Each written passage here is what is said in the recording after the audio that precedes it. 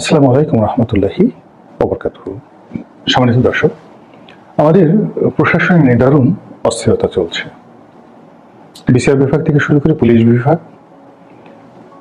বিভাগ থেকে শুরু করে আনসার ভিডিপি থেকে শুরু করে সচিবালয় এবং অন্যান্য যে সকল বিশ্বসাহিত্য ক্যাডার রয়েছে, পেশাজীবী সংগঠন, পেশাজীবী ক্যাডার রয়েছে, প্রায় সব ক্ষেত্রেই নিদারুণ অস্থিরতা তৈরি হয়েছে। এবং যে সকল সমস্যা আমরা দেখতে পাচ্ছি, এগুলো বাংলাদেশের ইতিহাসে এমনকি 1971 সনের স্বাধীনতা যুদ্ধের সময়টিতে হয়নি। আমি পুলিশকে দিয়ে শুরু করি।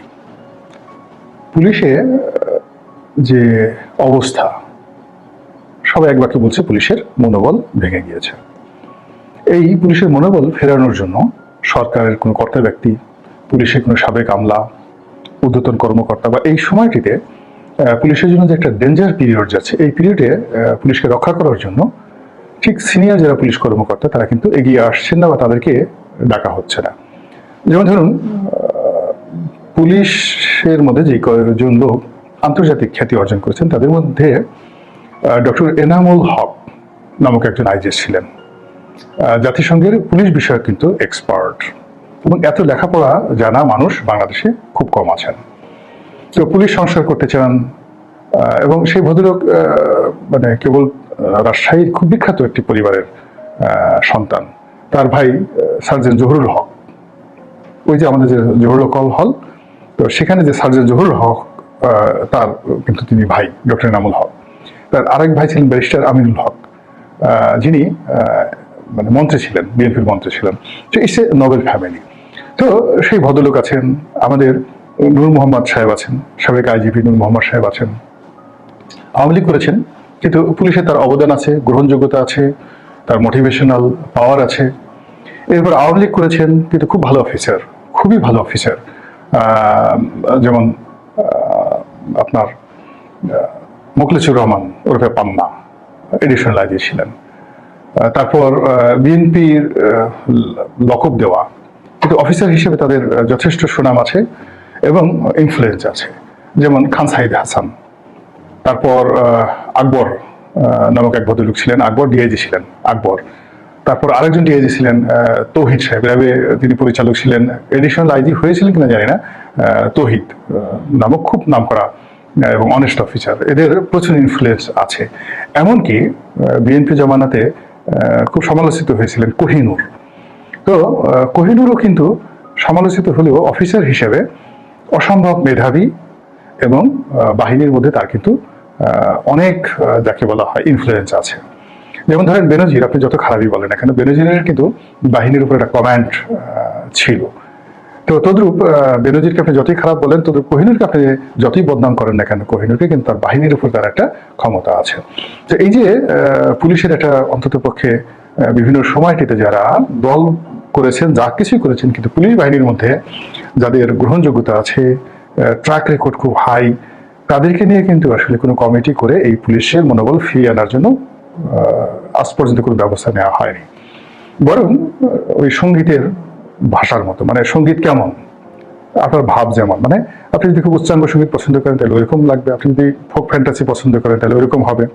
তো এখন পুলিশের যে নিয়োগ বদলি থেকে শুরু করে বড় বড় পদগুলো দখল করার ক্ষেত্রে বিএনপি, জামাত, আওয়ামী লীগ, মানে যার যেভাবে ভাব আছে, যার যেভাবে সম্পর্ক আছে, ওইভাবে কিন্তু তারা পদ পদবি লাভ করে শুধুমাত্র বসে আছেন। কিন্তু কমান্ড পরিচালনা করার জন্য যে শক্তিমত্তা দরকার, যে ইনফ্লুয়েন্স দরকার, যে পরিবেশ দরকার, যে রাজনৈতিক সিদ্ধান্ত দরকার, এই জিনিসগুলো হচ্ছে না, ফলে কমান্ড ফেল করছে। কয়েকদিন আগে দেখলাম যে একটা প্রথম আলো দিয়ে এসছে যে একটা অনুষ্ঠানে, একটা রাজপথের একটা ঘটনায় অ্যাকশনে যাওয়ার জন্য যিনি ঊর্ধ্বতন কর্মকর্তা ছিলেন, তিনি বারবার কমান্ড দিচ্ছিলেন অ্যাকশন, কিন্তু সাধারণ যারা সাব ইন্সপেক্টর ছিলেন তারা সেই কমান্ড ফলো করেননি। এর কারণ হলো যে পুলিশের যে স্ট্রেস গেছে, আগের যে রাজনৈতিক সরকারের অনেক কথা সাব ইন্সপেক্টর এবং কনস্টেবল লেভেল ও ইন্সপেক্টর লেভেলের যে সকল কর্তারা শুনেছেন, এসপি এবং অ্যাবভ লেভেলের যারা সুবিধাভোগী ছিলেন তাদের কথা মতো, তো তারা বেশিরভাগই কিন্তু গা ঢাকা দিয়েছেন, নিরাপদে শুয়ে পড়েছেন। কিন্তু বেচারা ওসিরা, সাব ইন্সপেক্টররা, কনস্টেবলরা যে পরিমাণ আহত হয়েছেন, যে পরিমাণ নিহত হয়েছেন, যে পরিমাণ অপমানিত এবং লাঞ্ছিত হয়েছেন, এটার একটি সুরাহা হতে হবে। এটা যাকে বলা হয় নিষ্পত্তি হতে হবে। আদারওয়াইজ এখানে কোনো রকম যাকে বলা হয় মনোবল ফিরে আসা, কমান্ড ফিরে আসা, এটা অসম্ভব একটা বিষয়। পুলিশের বিষয়টা বেশি আলোচিত হচ্ছে, এই জন্য আমি এখানে বললাম। এবং দেখেন সেখানে পুলিশের বিশৃঙ্খলাটা কি, অনেক পদ পদবি দখল করার জন্য একেবারে পুলিশ হেডকোয়ার্টারে এমন কিছু ঘটনা ঘটেছে এবং অনেক জুনিয়র কর্মকর্তা একেবারে সর্বোচ্চ কর্মকর্তাদের সঙ্গে যে অশালীন অশ্রাব্য ব্যবহার করেছেন, কথা বলেছেন, অঙ্গভঙ্গি করেছেন, কেউ কেউ শারীরিকভাবে লাঞ্ছিত করে থাকতে পারেন, আমি জানি না। সেটা নিয়ে ভীষণ রকম ফ্রাস্ট্রেশন পুলিশের মধ্যে এখন পর্যন্ত আছে।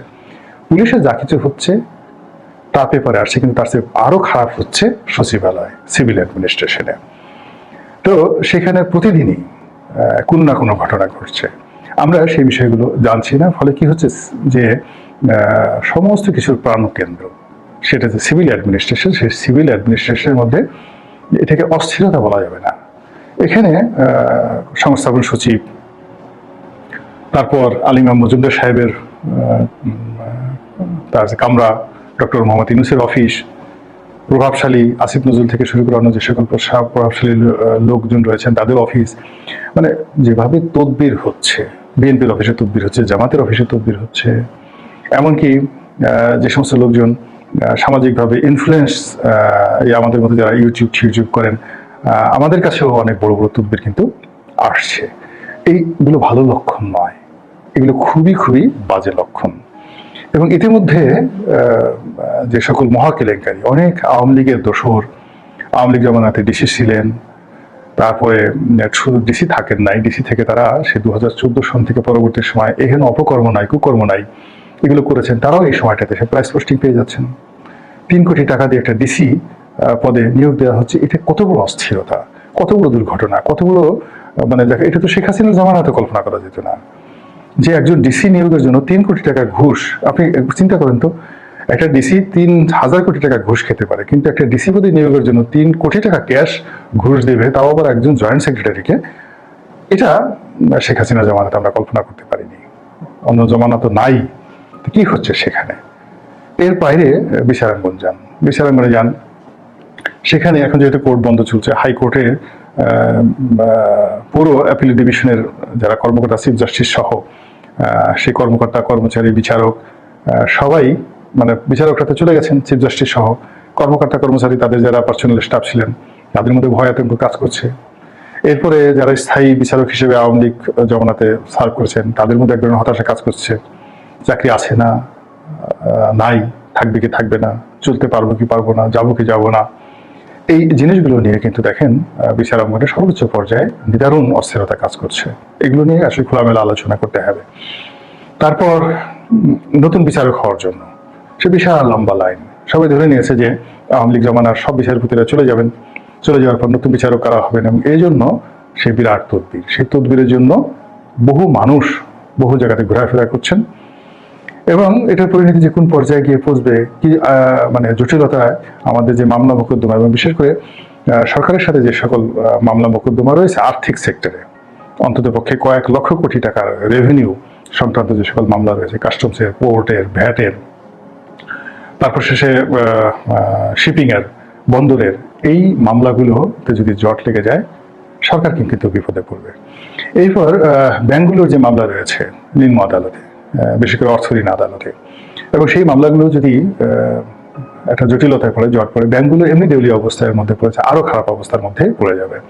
তো এইভাবে সরকারি কর্মকর্তা, কর্মচারী যারা আছেন তাদের সবার মধ্যে যে অস্থিরতা বিরাজ করছে, সেই অস্থিরতা ব্যাংকিং সেক্টরে, ব্যাংকিং সেক্টরে যে সকল পাবলিক, বাংলাদেশ ব্যাংক সহ যে সকল পাবলিক ব্যাংক রয়েছে সেখানে, প্রাইভেট ব্যাংকগুলো রয়েছে সেখানে, নিয়োগ নিয়ে, বদলে নিয়ে, বোর্ড নিয়ে যা কিছু হচ্ছে, এটা স্বস্তিদায়ক নয়।